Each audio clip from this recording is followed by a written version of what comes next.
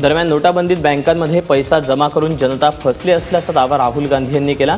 ते उत्तर प्रदेशातल्या दादरी इथं बोलत होते। लोकांच्या घरातला पैसा हा बँकेत यावा आणि त्यानं धनदांडग्यांना फायदा व्हावा हाच या निर्णयामागचा हेतू आहे, असा आरोपही राहुल गांधी यांनी केला। 6-8 महीने के लिए हिंदुस्तान के गरीब का पैसा हिंदुस्तान के बैंकों में फंसा रहे। अगर वो पैसा 6-8 महीने के लिए फंसा रहेगा तो बैंक चालू हो जाएंगे और आपके पैसे से वो 8 लाख करोड़ रुपए माफ किए जा सकेंगे। हम लोग चाहेंगे कि संसद में इस सब विषयों पे बहस हो और देश में एक बहुत बड़ा आर्थिक और सामाजिक बदलाव लाने का प्रयास जो सरकार कर रही है, विपक्ष और विशेष रूप से कांग्रेस पार्टी उसका सलग 5 दिवसानंतर दिल्लीच्या संसदेच्या दोन्ही सभागृहांच्या कामकाजाला सुरुवात होणार आहे। पुढील 3 दिवसात मोदी सभागृहात हजर राहतील अशी शक्यता केंद्रीय मंत्री व्यंकय्या नायडू यांनी व्यक्त केली। या हिवाळी अधिवेशनाचे शेवटचे 3 दिवस राहिलेत। अधिवेशनात जीएसटी म्हणजेच वस्तू सेवा कराच्या विधेयकावर चर्चा होणार होती, मात्र नोटाबंदीनं अधिवेशनात जीएसटीवर कोणतीही चर्चा झाली नाही। आजही नोटाबंदीवरून संसदेच्या दोन्ही सभागृहात गोंधळ होण्याची शक्यता आहे। सभागृहाचं कामकाज चालावं यासाठी विरोधी पक्षांची सकाळी 9:30 वाजता बैठक होणार आहे।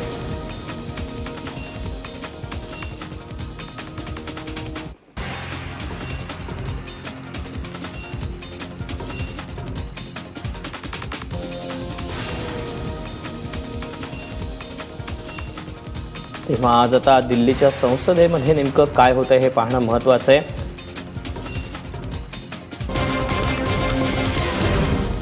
जेडीएसचे नेते आणि कॅशिनिटचे मालक केसी वीरेंद्र यांच्याकडून 5,70,00,000ची रक्कम जप्त केल्यानंतर आता बँक अधिकाऱ्यांचं कनेक्शन समोर येत आहे।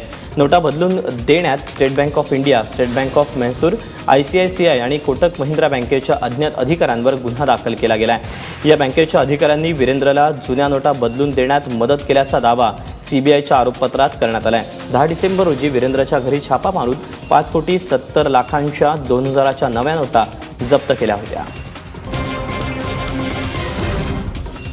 नोटाबंदीनंतर कुठल्याही बँकांमधून काळ्याचं पांढरं होऊ नये याची काळजी घेण्याची जबाबदारी असलेल्या रिझर्व्ह बँकेचे अधिकारीही घोटाळ्यात अडकलेत।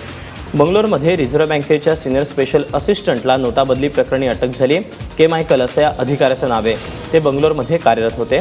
त्यांच्याकडून 10 अतिमहत्त्वाची कागदपत्रही जप्त करण्यात आली। स्टेट बँक ऑफ म्हैसूरच्या कोलेगला या शाखेतून 1,51,24,000च्या नोटा बदलल्याचा आरोप मायकल यांच्यावर आहे।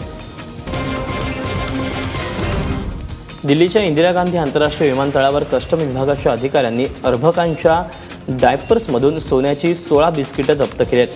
काल सकाळी 7:30 वाजता दुबईहून दिल्ली विमानतळावर उतरलेल्या विमानातून 6 जणांना ताब्यात घेण्यात आलं। हे 6 जण सुरतमधले रहिवासी आहेत। अधिकाऱ्यांच्या माहितीनुसार हे दोघे वेगवेगळ्या गटात प्रवास करत होते। 6 जणांच्या सामानांची तपासणी करण्यात आली तेव्हा अधिकाऱ्यांना 2 नवजात बाळांच्या डायपर्समध्ये 4 कोटींची 16 सोन्याची बिस्किटं मिळाली। मोबाईल ॲप्लिकेशनच्या माध्यमातून मालवेअर व्हायरस पसरवून पाकिस्ताननं हेरगिरी सुरू केल्याचं धक्कादायक वास्तव समोर आलंय। खुद्द केंद्रीय गृह मंत्रालयानं या संदर्भात संशयास्पद मोबाईल ॲप्लिकेशन्सची यादी जाहीर केली असून ही ॲप्लिकेशन्स तात्काळ डिलीट करावी असं आवाहन केलंय। या संदर्भात गृह मंत्रालयानं देशातल्या सर्व सुरक्षा यंत्रणांना पत्र पाठवून संबंधित मोबाईल ॲप्लिकेशन डिलीट करण्याचे आदेश दिले आहेत। भारताच्या दक्षिणेकडील पूर्व किनाऱ्यावर धडकलेल्या वर्धा वादळानं तामिळनाडूत 6,749 कोटींचं नुकसान केलं। वादळामुळे मोठ्या प्रमाणावर झाडांची पडझड झाली, गाड्यांचं नुकसान झालं, शिवाय विजेचे खांब, इमारतींचंही मोठं नुकसान झालंय। सर्वात मोठा फटका तर शेतीला बसलाय। शिवाय समुद्रकिनारी सतर्कतेचा इशारा देण्यात आल्यानं मच्छीमारांनाही समुद्रात जाण्यास मनाई करण्यात आली होती। विमान आणि रेल्वे सेवा ठप्प झाल्यानं पर्यटक क्षेत्रासह मालाची वाहतूक जी होत होती त्याच्यावर सुद्धा विपरीत परिणाम झाला। टाटा सन्सचे माजी अध्यक्ष सायरस मिस्त्री यांना टाटा समूहानं आणखी एक धक्का दिला।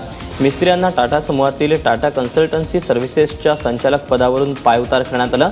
मुंबईत मंगळवारी झालेल्या विशेष सर्वसाधारण सभेत हा निर्णय घेण्यात आला।